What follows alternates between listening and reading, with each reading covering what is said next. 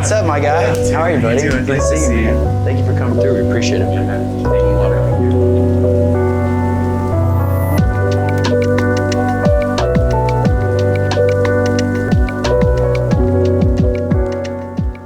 All right, Jake, thank you for sitting down with us and taking the time to talk to us. We appreciate it. And it was really great. We watched the movie last night, so like got to see everything and really looking forward to the release. But I'm curious just on our end, like, you know, how did you prepare for the role of John Kinley? Like, were there any special things that you did from a military aspect, or did you was it all training or how did that come about? Well, I've done a number of roles who actually either have military background or were in the military, so I've learned from some of the best actually who come in who've been tactical advisors or just advisors generally for us. So, and for me throughout the years, I did a movie called End of Watch many years ago. Jarhead. And then Jarhead. But End of Watch in particular, I mean, definitely like weapons handling and stuff, but we did a lot at the time, a lot of training with live ammunition for End of Watch. And so, and we spent months, like 5-6 months. So I just learned a lot about particularly the respect for the whole space and I've always been someone who, particularly when you're playing someone with dive into the role. Well, it's just, I think it's really important to get it right. In this movie in particular, but most every movie, I act sometimes for my brethren, for the actors and actresses out there, you know, those are the people who are looking at it and going, do I believe this? Is this feel, you know? And so I do the same thing, saying, well, have I done them right? Does this look real? You know, do justice. Yeah.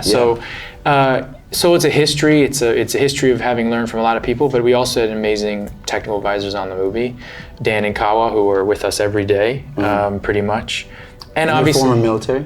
They were former military. Okay, gotcha. Yeah, special ops too. So. Yeah, see, that's what I was wondering. Do you guys on the movie set? Was there a lot of veterans that you guys actually employed and then would go to be like, hey, does this seem authentic? Yeah, they're in the movie. Yeah. Oh, okay. I mean, Kawa's in the movie, Dan's in the movie. Yeah, they're in the movie, and yes, they're ex-military there too. So yeah. That's awesome. In terms of like the interactions that you had backstage with the veterans, was that like? I mean, are they? You know, did you learn some stuff, or was it fun? Like, what was it like backstage? Did I learn some stuff? Yeah. I mean, it's like, I mean, the thing that you realize is, yes, there were technical things we learned. Yeah.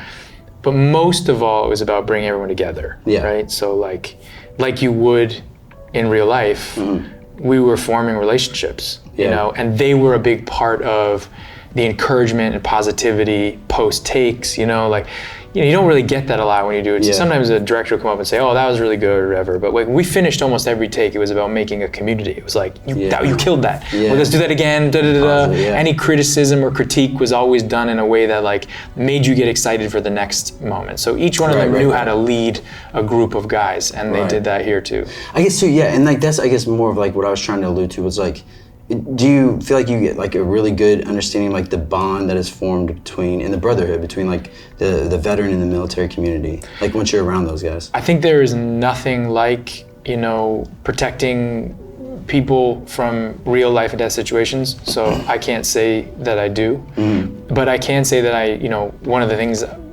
which is I consider to be part of my expertise in the job I do is human behavior, trying to understand people and how they are. I do feel that as the strongest thing, you know, that connection. I also think there is a gratitude that to tell a story like this, that I've rarely felt. I always feel, but this one in particular. Why do you think that is? I think in particular, their bond between interpreters and, you know, military, particularly in this circumstance in Afghanistan, is pretty profound, and a story and connection that a lot of people, particularly outside of that world, don't know a whole lot about. Yeah. You know, one of my favorite lines in the movie is, I say, you're here to translate. He says, I'm not here to translate, actually I'm here to interpret. Yeah. And I think that's kind of the essence of the thing, which is, you know, we're in a place where it's not about translation of a language, it's about interpretation of behavior, culture, understanding all the idiosyncrasies that can actually save a life, you know, and protect people. And the role of an interpreter in that space is everything, you know? Yes, there's a topography of a place, but there's also an emotional topography. Yeah. And we as Americans come in a different way. Yeah. And so I just saw how powerful those relationships were. that was unlike anything I've experienced. Yeah. Yeah, there's a moment too in the movie where you guys have been ambushed and you guys get away and you're sitting there and you almost like for a second you let the emotions come in and like you feel, but then you realize I still got a job to do. Yeah. And that's an interesting thing, I think, that in the way that you guys include that movie, because that's something that not a lot of people see, where you don't have time to really process your emotions while you're overseas. Yeah. It's so much of just fight or flight, and you just have to go into this mode, and you don't process it until you come back home. And then I thought that was also interesting too, because I thought you did a really great job when you came back home of you were sitting there and you clearly were dealing with some of the survivor's guilt or the PTSD issues that were flaring up, but you realized you had the job to do. And I was just interested, like, how were you able to tap into those emotions and really encompass that? One of the things I love, like if I go to a Headstrong event or my friends are in the military, there's always a sense of humor, right? Yeah. Like it's necessary and it's just fun, you know? And I think that adds to the lightness, that adds this ability to connect like in a loving way. This story is not about getting sentimental, right? It's about an action. It's like about a movement forward. Yeah. It's about that. And the debt, And you know, this sort of act of heroism, it's done with like begrudgingly. Yeah. It's not done like it's like, oh shit, I have to do this, you know? But then you do it, you know? And I think that the idea that Guy wrote, I have a hook in me, is a really interesting idea, that you're left with scars, you're left with experiences, things that a lot of people don't understand, and you think other people don't, but actually I think it's very, very human.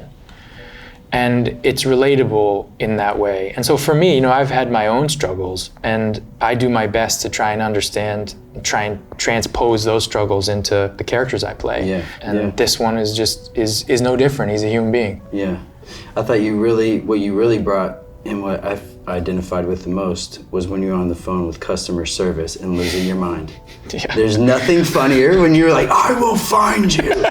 And it was like a Liam Neeson moment. I was like, yes. For real. Everybody understands that. Yes. Yeah. Well, I think there's, particularly a lot of military, there's a lot of red tape in dealing with that. But yes, customer service just generally. Yeah, just in general. I think there's a, if you want to understand one's rage, I think, you know, sit on hold for a good few hours. The Liam Neeson will come out. And then get hung up on after waiting. Exactly. Having to listen to that music, you know what I mean? That can really bring out the best in a person. Yeah. You've been a longtime supporter of Headstrong, and you've helped out in so many ways. And just interested, what is it about the program that really draws you and wants you to make you such an advocate for Headstrong and our mission? I mean, I think it's just simple, you know. When someone has done so much, put their life on the line and risked many things, to me, that doesn't come without great struggle. And as amazing as being in the military is, the community, it comes with hard things. And I feel that way about life. You walk around, you don't know what anyone is going through. Yeah. The person you hold the door for, we're not perfect human beings, but you don't know what people are going through. And to me, Headstrong is an organization that says, we're gonna help you no matter what it is that you're going through. And to me, that's everything, you know? Yeah. And we gotta be there for each other, so. Yep. Well, awesome. Jake, thank you for the time, appreciate you. Same.